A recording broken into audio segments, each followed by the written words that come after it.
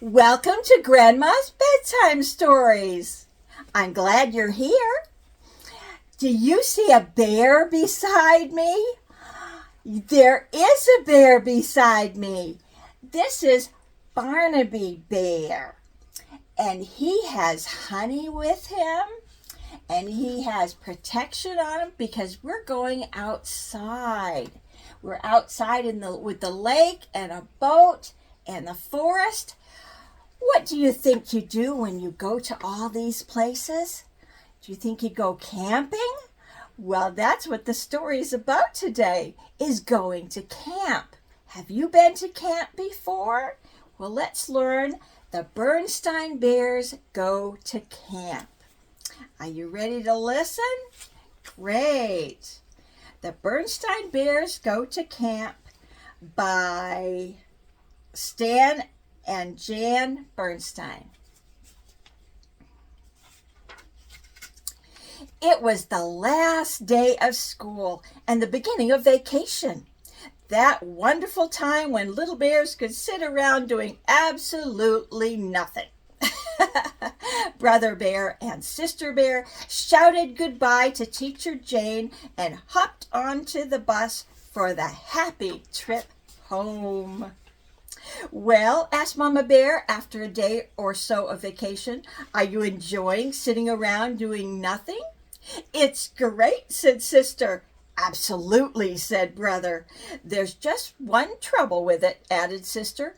There's nothing to do. Here, take a look at this, said Mama, as she reached for something that had come in the mail. This is what it looked like. See it? It says, tired of sitting around doing nothing? Come to Grizzly Bob's day camp. Summer fun for cubs of all ages. Swimming, canoeing, arts and crafts, sports and games, nature study, fully supervised. And don't forget our exciting overnight campfire, powwow, and sleep out. Some of the things looked interesting, but Brother wondered what fully supervised meant. And Sister wasn't so sure about that overnight sleep out. It sounded a little scary. Where is this camp? Asked Sister. Not far, answered Mama. How will we get there? Brother wanted to know. A bus comes for you in the morning and brings you home in the afternoon. Sounds a little like school, said Brother. Well, we'll think about it, said the cubs, and went back to doing nothing. Well, not exactly nothing. They picked a few wildflowers, chased a few butterflies, turned over a few rocks, and thought about it. Mama, could we try Grizzly Bob's day camp just to see if we like it? They asked. Of course, said Mama.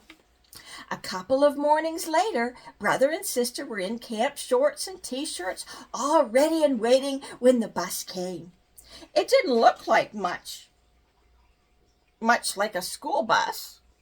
And Grizzly Bob didn't look much like Teacher Jane. And the camp didn't look anything like school. Grizzly Bob had built his camp beside a lake at the edge of the forest. There were log buildings, a flagpole flying the camp flag, a big bulletin board with the camp rules. There certainly were a lot of rules, some interesting paths, a roped-in place to swim. There was even a big red canoe. Bob had made name tags for the cubs. You're campmates now, so you better get to know each other, he said. Then he took them on a tour of the camp. There was an office with a desk where he did his paperwork and a first aid corner full of bandages and things for cuts and bruises. There was a rec hall to go into when it rained. Rec was short for recreation. There was a picnic place and a barbecue pit where they roasted hot dogs for lunch. Sister burned hers a little, but she traded with another cub who liked burned hot dogs. Bob announced that after lunch they would all climb up to Spook Hill to the very top of Skull Rock. the special place where they would have their end of camp powwow and sleep out. It was quite a climb. That evening, Mama and Papa Bear were eager to know how the cubs liked camp. It was okay, said Brother, but they sure have a lot of rules. It was all right, agreed Sister. They sure have plenty of bandages and stingy stuff for cuts. But what they were both thinking about was Skull Rock and that end of camp sleep out, especially Sister. The second day was different. Brother had a great day. He passed the swimming test and was allowed to ride in the canoe. Sister didn't have such a good day. She played dodgeball, and some of the cubs threw pretty hard. The third day, Sister had fun. She got a star for a birch picture frame she made in arts and crafts.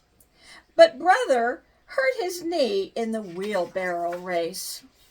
The fourth day, both of them had fun. Look at all the things that they're doing. Looks fun?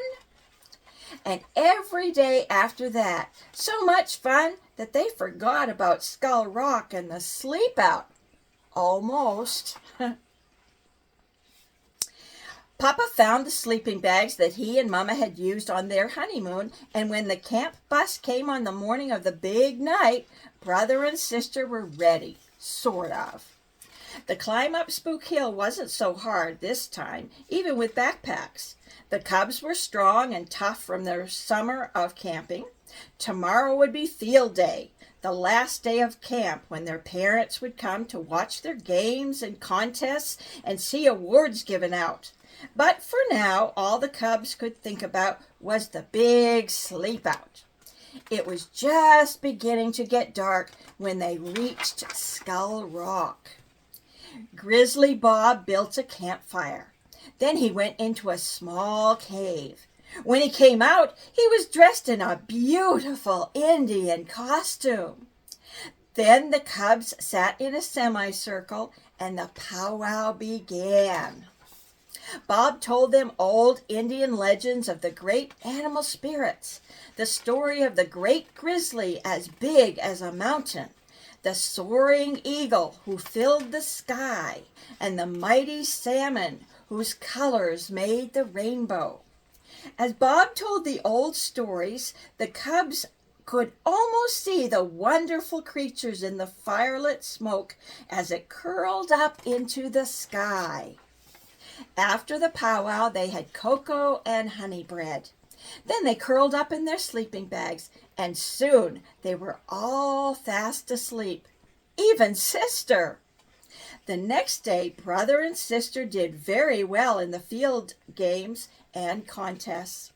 Brother won a trophy for finishing second in the dash, and Sister got medals for the dead bear's float and for her bead belt. It was almost the end of summer. School would be starting in a couple of weeks. Well, asked Papa, how did you like camp? It was great, said Brother, hugging his trophy.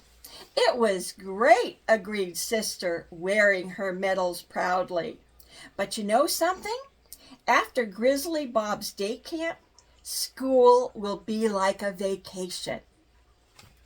Wasn't that a great story? And maybe you'll go on camp, or maybe you've already been to camp. Are you a little worried about starting school in a couple of weeks? Well, next week I'll have a story about getting ready for school. So be with me next week. Love to have you, and I enjoy having you every week. See you again. Bye-bye now.